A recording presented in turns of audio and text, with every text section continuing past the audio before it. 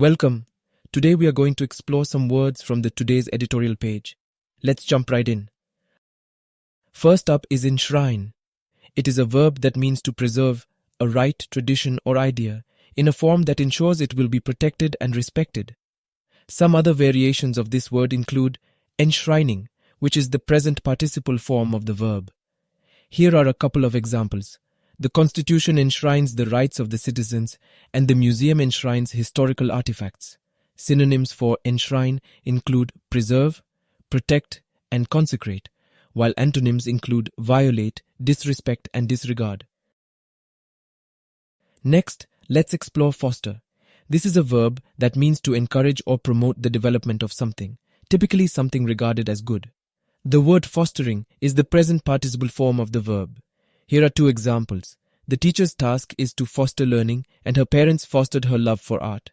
Synonyms for foster include encourage, promote, and nurture, while antonyms include discourage, neglect, and hinder.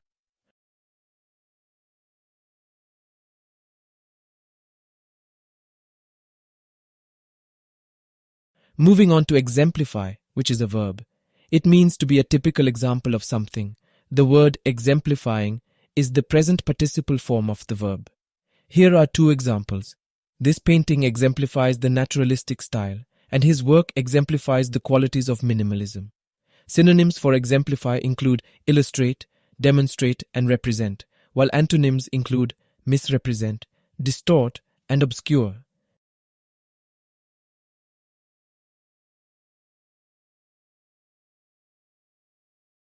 Now let's discover mitigate. It is a verb that means to make less severe, serious, or painful. The word mitigating is the present participle form of the verb. Here are two examples. He wanted to mitigate misery in the world. Another example would be, the government should act to mitigate the problem. Synonyms for mitigate include alleviate, reduce, and lessen, while antonyms include worsen, intensify, and aggravate.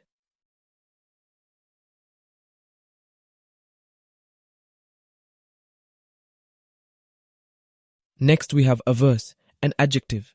It means having a strong dislike of or opposition to something. There are no variations of this word. This is how to use it in an example. I am averse to smoking. Another example would be, she is averse to change. Synonyms for averse include opposed, disinclined, and reluctant, while antonyms include keen, eager, and willing.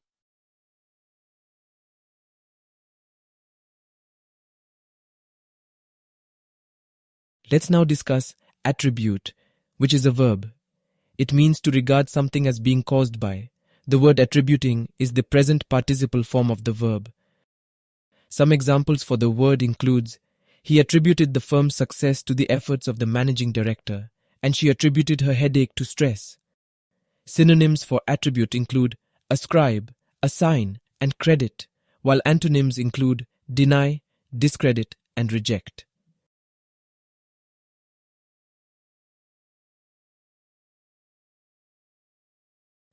Moving on to underlying, an adjective. It means significant as a cause or basis of something but not obvious. The word underlies is the third person singular present form of the verb. See the example to understand the word better. The underlying cause of the problem must be identified, and the underlying theme of the novel is very serious. Synonyms for underlying include fundamental, basic, and inherent, while antonyms include superficial, apparent, and secondary. Now let's explore spurred, a verb. It means to give an incentive or encouragement to someone. The word spurring is the present participle form of the verb. You would understand the word better by looking at these examples. His teacher's praise spurred him on, and she was spurred by her desire to succeed. Synonyms for spurred include encourage, stimulate, and motivate, while antonyms include deter, discourage, and dissuade.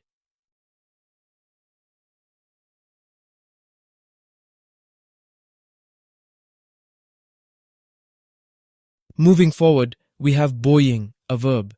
It means to keep someone or something afloat. The word buoys is the third person singular present form of the verb. Let's look at some examples to understand better. The life jacket buoyed him up, and the good news buoyed her spirits.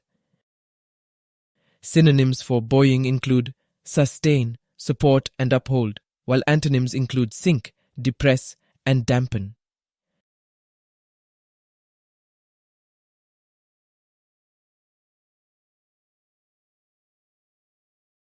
Next, let's discuss sapped, a verb. It means to gradually weaken or destroy a person's strength or power. The word sapping is the present participle form of the verb. Here are two examples to understand the word better. His long illness had sapped his strength, and the heat sapped their energy. Synonyms for sapped include drain, deplete, and weaken, while antonyms include strengthen, enhance, and boost.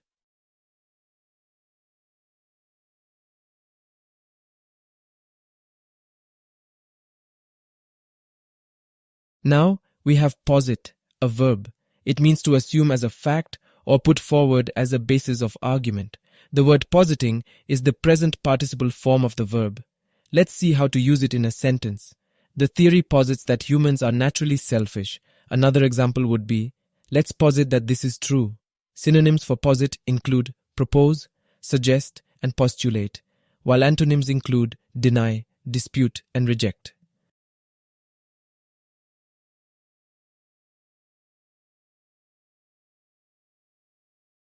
Moving on to bulwark, a noun. It refers to a defensive wall or structure. The word bulwarks is the plural form of the noun. Look at these examples to understand better. The castle's bulwark was made of stone, and the bulwark protected the city from invaders.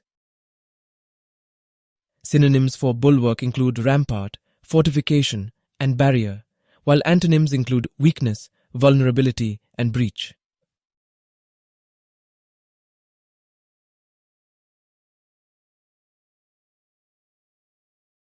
Let's explore introspect, a verb. It means to examine one's own thoughts or feelings. The word introspecting is the present participle form of the verb. How to use it in a sentence? Here are two examples. He introspected about his actions, and she took a moment to introspect. Synonyms for introspect include reflect, contemplate, and meditate, while antonyms include ignore, neglect, and overlook.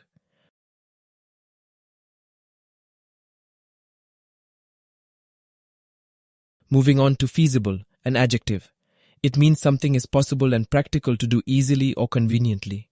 The noun form of this word is feasibility. For example, it may not be feasible to put this plan into action. Another example would be, the project itself is feasible and should be a success. Synonyms for feasible include practical, possible, and doable, while antonyms include impractical, impossible, and unworkable.